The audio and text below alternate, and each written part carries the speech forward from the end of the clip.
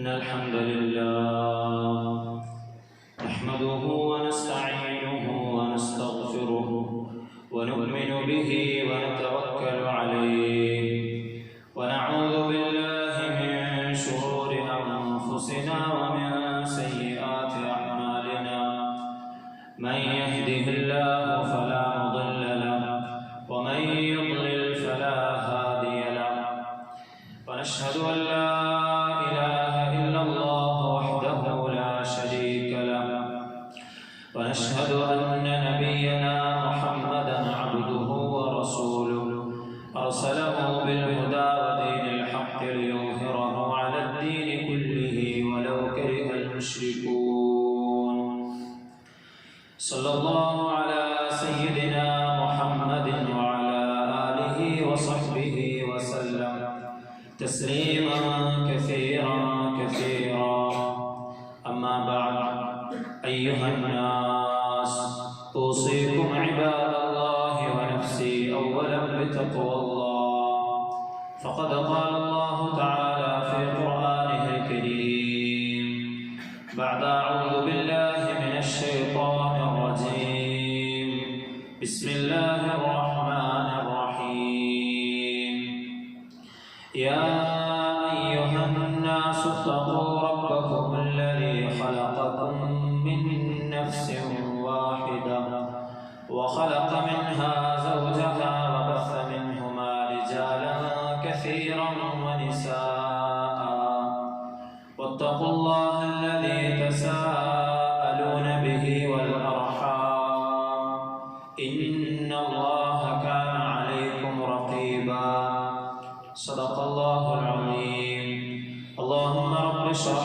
لي صدري ويسر لي أمري واحلل عقدة من لساني يفقه قولي وما توفيقي إلا بالله عليه توكلت وإليه أنيب ബഹുമാനമുള്ള സത്യവിശ്വാസികളെ, മുഅ്മിനീങ്ങളെ, ജീവിതത്തിൻ്റെ എല്ലാ മേഖലകളിലും അല്ലാഹുവിനെ തഖ്വ ചെയ്ത് ജീവിക്കണമെന്ന് ആദ്യമായി സ്വന്തത്തോടും തുടർന്ന് നിങ്ങൾ ഓരോരുത്തരോടും വസിയ്യത്ത് ചെയ്യുകയാണ്, ഓർമ്മപ്പെടുത്തുകയാണ്. അല്ലാഹു സുബ്ഹാനഹു വ തആല യഥാർത്ഥ രൂപത്തിൽ അവനെ തഖ്വ ചെയ്യുന്ന അവന്റെ നല്ല അടിയാറുകളുടെ കൂട്ടത്തിൽ നമ്മെവരെയും ഉൾപ്പെടുത്തി അനുഗ്രഹിക്കുമാറാവട്ടെ. പരിശുദ്ധമായ ജുമുഅക്ക് വേണ്ടി നാം ഇന്നിവിടെ ഒരുമിച്ച് കൂടിയതിനെ അല്ലാഹു സുബ്ഹാനഹു വ തആല സ്വാലിഹായ ഒരു അമലായി നമ്മിൽ നിന്നും സ്വീകരിക്കുമാറാവട്ടെ. നാം ചെയ്യുന്ന എല്ലാ നന്മകളെയും അല്ലാഹു പരിപൂർണമായി നമ്മിൽ നിന്ന് ഖബൂലാക്കുമാറാവട്ടെ. നമ്മിൽ നിന്നും വന്നുപോയ പിഴവുകൾ അല്ലാഹു അവന്റെ മഹത്തായ കരുണ കൊണ്ട് നമുക്ക് വിട്ടുപുറത്ത് മാപ്പാക്കി തരുമാറാവട്ടെ. ശിഷ്ടജീവിതം അല്ലാഹുവിന്റെ ത്വഅത്തിലായി അവനിഷ്ടപ്പെട്ട രീതിയിൽ ജീവിക്കുവാൻ അല്ലാഹു നമുക്ക് ഓരോരുത്തർക്കും തൗഫീഖ് നൽകി അനുഗ്രഹിക്കുമാറാവട്ടെ. പ്രിയമുള്ള മുഅ്മിനീങ്ങളെ,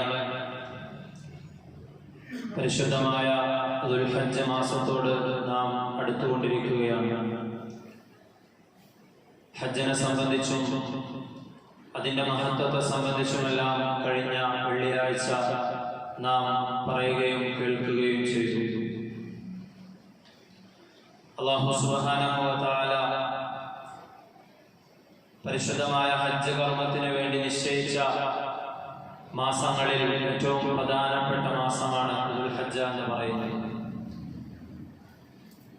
ഹജ്ജിന്റെ കർമ്മങ്ങളിലൂടെ, ഹജ്ജിന്റെ മാസങ്ങളിലൂടെ നാം കടന്നു പോകുമ്പോൾ നാം ഏറ്റവും കൂടുതൽ ഓർമ്മകൾ അയവിറക്കുന്നത് ഇബ്രാഹിം നബി അലൈഹി സ്വലാത്തു വസ്സലാമിനെ സംബന്ധിച്ചും അദ്ദേഹത്തിന്റെ കുടുംബത്തെ സംബന്ധിച്ചുമെല്ലാമാണ്.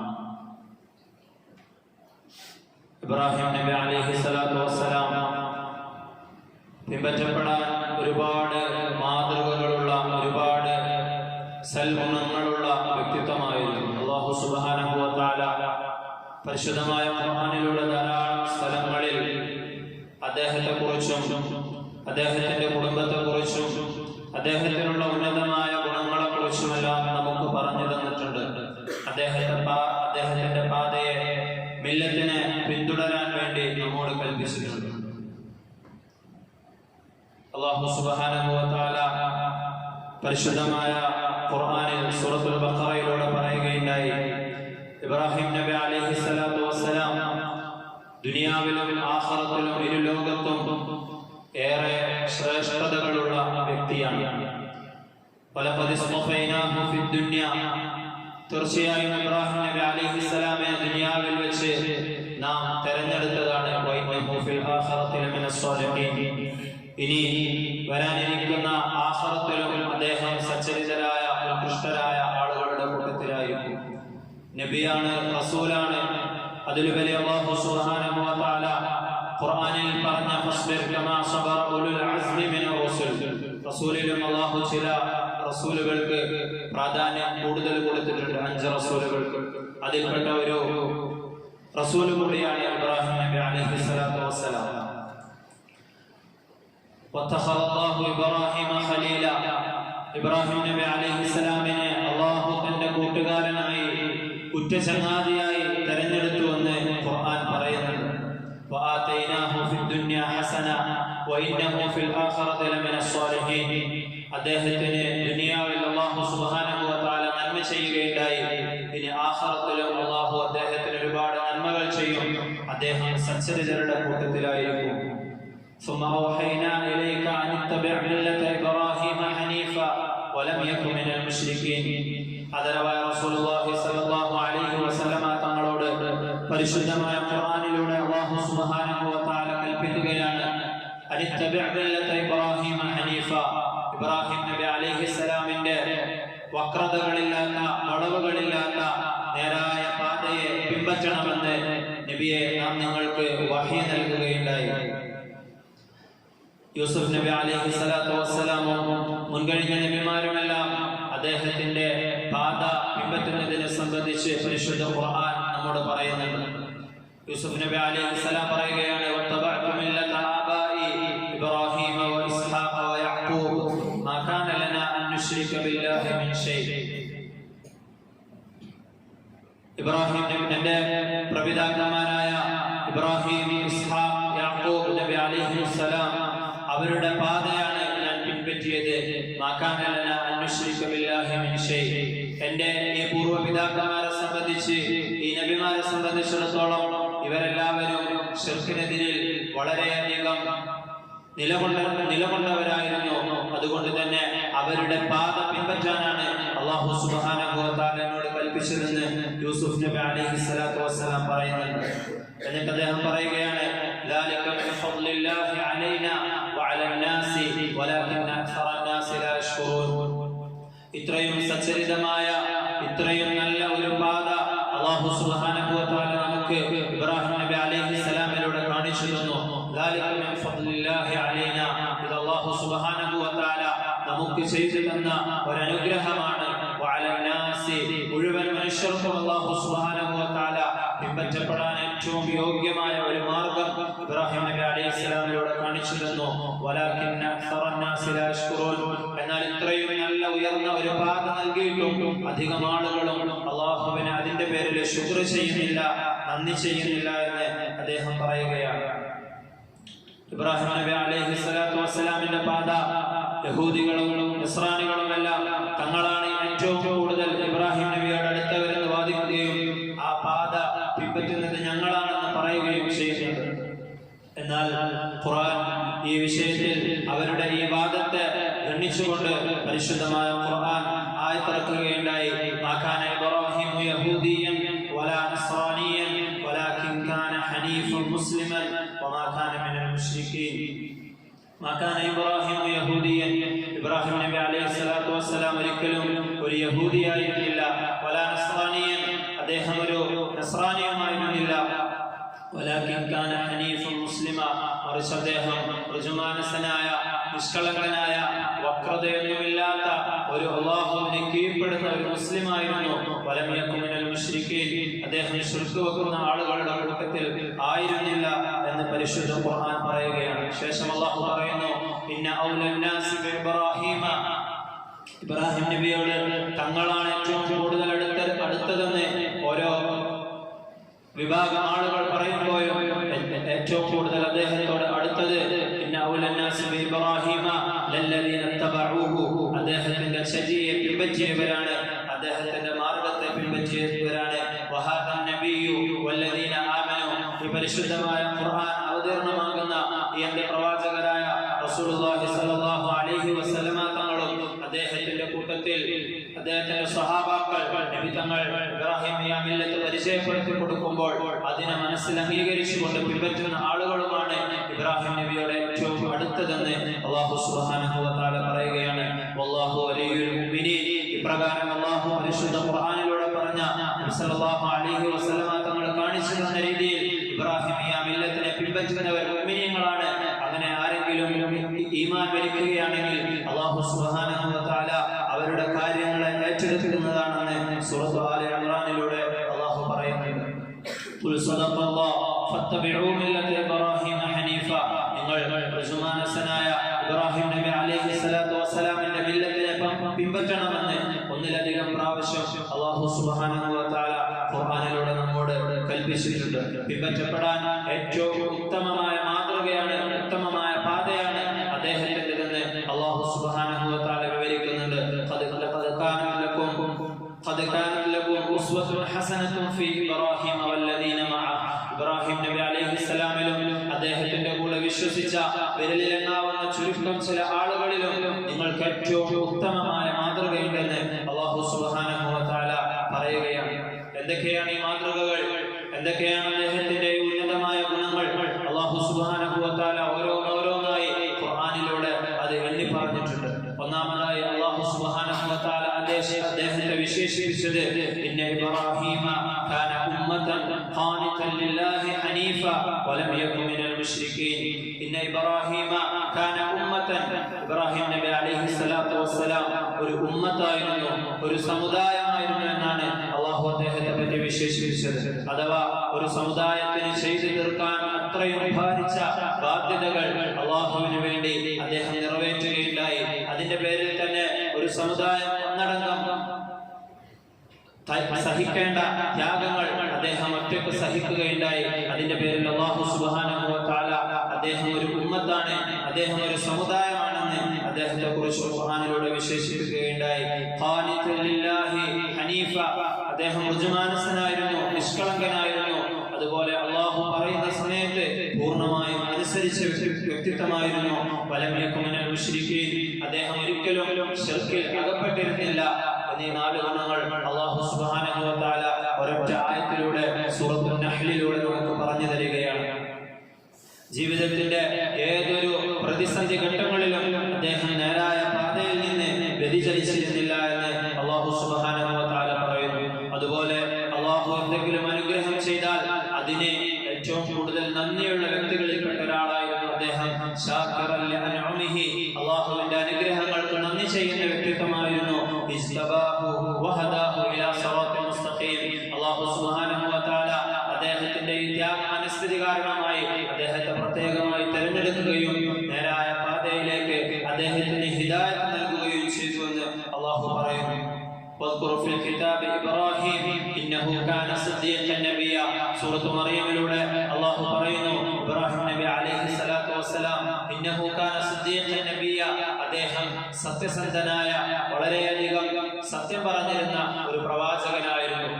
ഏത് സമയത്തും നമ്രൂദിന്റെ മുമ്പിലാവട്ടെ മറ്റ് ഏത് സമയത്തും മുശ്രിക്കീങ്ങളിൽ നിന്ന് എന്ത് ബുദ്ധിമുട്ടുണ്ടാവുമ്പോഴും സ്വന്തം പിതാവിൽ നിന്ന് പോലും വളരെയധികം പ്രയാസങ്ങൾ സഹിക്കേണ്ടി വന്നപ്പോഴുമെല്ലാം അദ്ദേഹം സത്യം പറഞ്ഞുകൊണ്ട് അവിടെ ഉറച്ചു നിൽക്കുകയുണ്ടായി.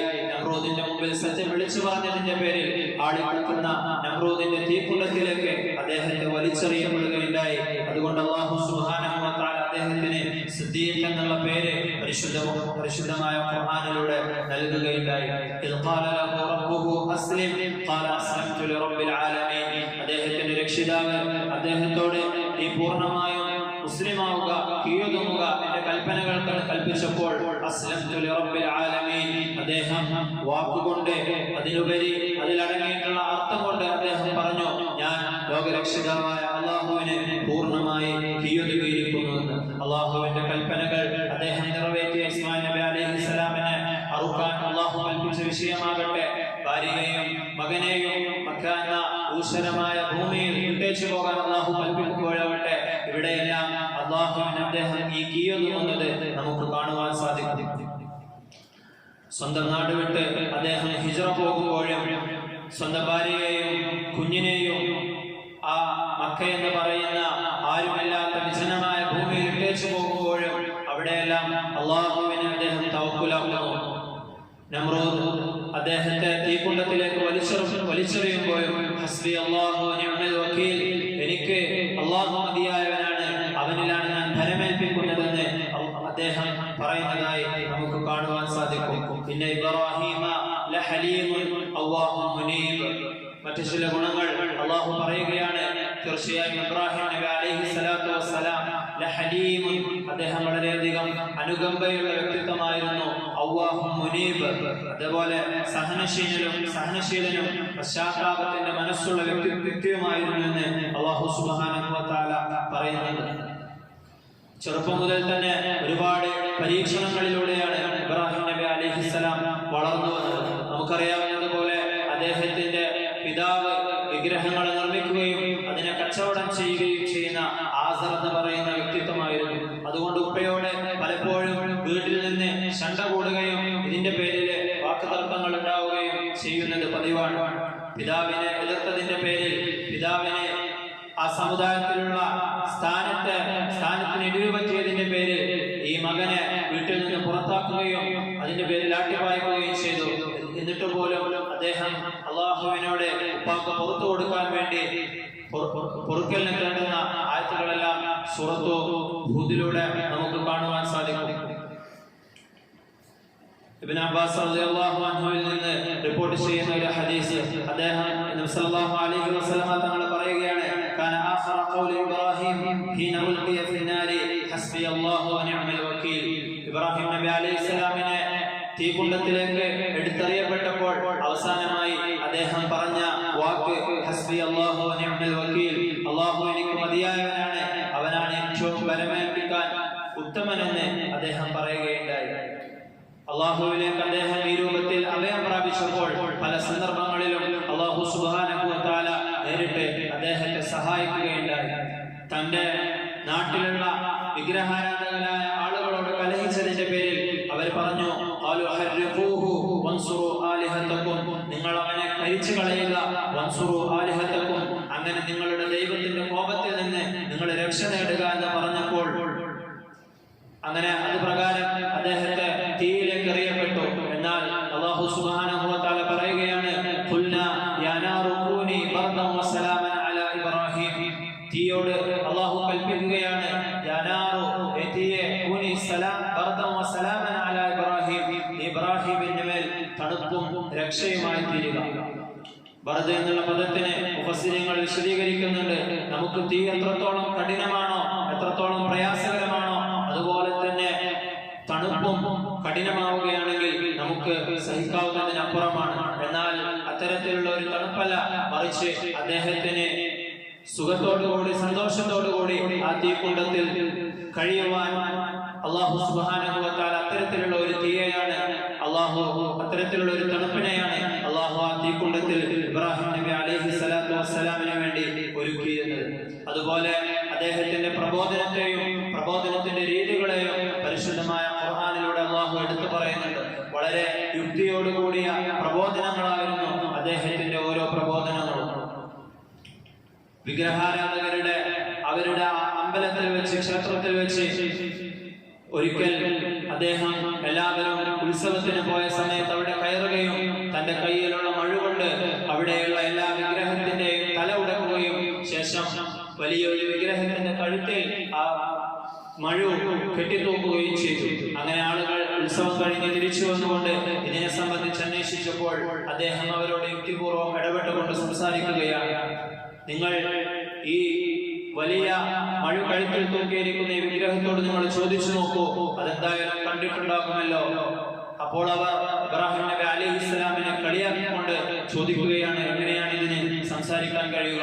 അപ്പോൾ തിരിച്ച് അദ്ദേഹം മറുപടി പറയുകയാണ്, സംസാരിക്കാൻ കഴിയാത്ത, സ്വന്തമായി എന്തെങ്കിലും ഉപദ്രവം വരുമ്പോൾ അതിനെ തടുക്കാൻ കഴിയാത്ത, നിങ്ങൾക്ക് എന്തെങ്കിലും ഉപകാരമോ ഉപദ്രവമോ ചെയ്യാൻ കഴിയാത്ത, കാഴ്ചശക്തിയോ കേൾവിശക്തിയോ ഇല്ലാത്ത നിങ്ങൾ വെക്കുന്ന നിവേദ്യങ്ങളെല്ലാം അതിന്റെ മുന്നിൽ നിന്ന് എലികളും മറ്റു പക്ഷിപറവകളും മൃഗങ്ങളെല്ലാം തിന്നുമ്പോൾ അതിനെ തടുക്കാൻ കഴിയാത്ത ഈ കല്ലിനെയും മരത്തെയുമാണ് നിങ്ങൾ ആരാധിക്കുന്നതെന്ന് അദ്ദേഹം ചോദിക്കുകയാണ്.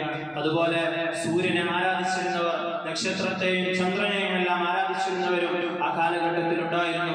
അവരോടുള്ള അദ്ദേഹത്തിന്റെ സംഭാഷണവും പരിശുദ്ധമായ ഖുർആൻ സൂറത്തുൽ അൻആമിലൂടെ നമുക്ക് വിവരിച്ചു തരുന്നുണ്ട്. ഫലമ്മാ ജന്ന അലൈഹി ലൈലു റഅ കൗകബ, ഇരുട്ട് മൂടിയപ്പോൾ ഉദിച്ചു വന്ന നക്ഷത്രത്തെ ചൂണ്ടിക്കൊണ്ട് അദ്ദേഹം പറയുകയാണ്, ഖാല ഹാദാ റബ്ബി ഫലമ്മാ അഫല ഖാല ലാ ഉഹിബ്ബുൽ ആഫിലീൻ, ഇതാണ് എന്റെ രക്ഷിതാവെന്ന് പറയുകയാണ്. എന്നാൽ നേരം വെളുക്കുമ്പോൾ അത് കാണാതാവുകയാണ്. ഇങ്ങനെ കാണാതാവുന്ന നക്ഷത്രം എന്റെ രക്ഷിതാവല്ല എന്ന് നക്ഷത്രത്തെ ആരാധിക്കുന്ന ആളുകളുടെ മുന്നിൽ അദ്ദേഹം പറയുകയാണ്. ഇങ്ങനെ സൂര്യനെയും ചന്ദ്രനെയും പറ്റിയെല്ലാം അദ്ദേഹം അതിനെ ആരാധിക്കുന്ന ആളുകളോട് വിശദീകരിക്കുകയാണ്. ശേഷമാണ് പരിശുദ്ധമായ ഖുർആനിൽ അല്ലാഹു സുബ്ഹാനഹു വ തആല നമ്മേവരും നമസ്കാരത്തിലെ പ്രാരംഭ പ്രാർത്ഥനയായി ചൊല്ലുന്ന വജ്ജഹതു വജ്ഹിയ ലില്ലദി എന്നുള്ള വാചകം അദ്ദേഹത്തിൽ നിന്നും അദ്ദേഹം പറയുന്നത്. ഇതൊന്നുമല്ലാത്ത ഒരിക്കലും ഒരു രീതിയിലും അപ്രത്യക്ഷമാവാത്ത രീതിയിലുള്ള ഒരു ദൈവത്തെയാണ് ഞാൻ ആരാധിക്കുന്നതെന്ന് അദ്ദേഹം ശേഷം പറയുന്നത്. അതുപോലെ തന്നെ പരിശുദ്ധമായ ഖുർആനിൽ അല്ലാഹു സുബ്ഹാനഹു വ തആല എടുത്തു പറഞ്ഞ ഒരുപാട് ദുആകൾ ഇബ്രാഹിം നബി അലൈഹിസ്സലാത്തു വസ്സലാമിൻ്റെതായി നമുക്ക് കാണുവാൻ സാധിക്കും. പരിശുദ്ധമായ കഅബ നിർമ്മിക്കുമ്പോഴും അതുപോലെ തന്നെ തന്റെ കുടുംബത്തെ മക്കയിൽ വിട്ടിട്ട് വരുമ്പോഴുമെല്ലാം ഒരുപാട് ദുആകൾ അദ്ദേഹം ചെയ്തിട്ടുണ്ട്. റബ്ബന തഖബ്ബൽ മിന്നാ ഇന്നക അൻതസ് സമീഉൽ അലീം എന്നുള്ള പ്രാർത്ഥന പരിശുദ്ധമായ കഅബ നിർമ്മിച്ചതിന് ശേഷമാണ് അദ്ദേഹം പ്രാർത്ഥിക്കുന്നത്. ഇങ്ങനെ അദ്ദേഹം പ്രാർത്ഥന നിരതനായിരുന്നു എന്ന് പരിശുദ്ധ ഖുർആൻ നമുക്ക് പഠിപ്പിച്ചു തരുന്നുണ്ട്. ഇബ്രാഹിം നബി അലൈഹിസ്സലാമിന്റെ ഒരുപാട് പ്രാർത്ഥനകൾ അല്ലാഹു സുബ്ഹാനഹു വ തആല പല സൂറത്തുകളിലായിട്ട് നമുക്ക് പഠിപ്പിച്ചു തരുന്നുണ്ട്. അവസാനം അല്ലാഹു പറയുന്നുണ്ട്, വമൻ യർഗബു അൻ മില്ലത്തി ഇബ്രാഹീമ ഇല്ലാ മൻ സഫിഹ നഫ്സ, ഇത്രയും ഉന്നതമായ ഉത്കൃഷ്ടമായ സ്വഭാവങ്ങളുള്ള നല്ല ഒരു ചര്യ നിങ്ങൾക്ക് കാണിച്ചു തന്ന് ഈ ഒരു ചര്യയെ ആരെങ്കിലും മുഖം തിരിച്ചു കളയുകയാണെങ്കിൽ ഇല്ലാ മൻ സഫിഹ നഫ്സ, അത്രയും മൂഢനായ വ്യക്തി മാത്രമായിരിക്കും ഈ ഒരു പാതയിൽ നിന്നും വ്യതിചലിച്ച് സഞ്ചരിക്കുക എന്ന് അല്ലാഹു സുബ്ഹാനഹു വ തആല പറയുന്നു. നമ്മെ സംബന്ധിച്ചിടത്തോളം പ്രാരംഭ പ്രാർത്ഥനയായി അദ്ദേഹം പറഞ്ഞ വാക്കുകളാണ് നമ്മൾ നമസ്കാരത്തിൽ വജ്ഹതു ഓതിക്കൊണ്ട് നമ്മൾ നിറവേറ്റുന്നത്. അതുപോലെ തന്നെ തശഹ്ഹുദിലും ഇബ്രാഹിം നബി അലൈഹിസ്സലാത്തു വസ്സലാമിന്റെ പേര് നമ്മൾ എല്ലാ ദിവസവും ഉച്ചരിക്കുന്നുണ്ട്. നബി സല്ലല്ലാഹു അലൈഹി വസല്ലമ തങ്ങൾ പ്രഭാതത്തിലും പ്രദോഷത്തിലുമായി ചൊല്ലുവാൻ പഠിപ്പിച്ച ഒരുപാട് ദിക്റുകളിലും ഇബ്രാഹിം നബി അലൈഹിസ്സലാത്തു വസ്സലാമിന്റെ പേര് നമ്മൾ ഓർക്കുന്നുണ്ട്.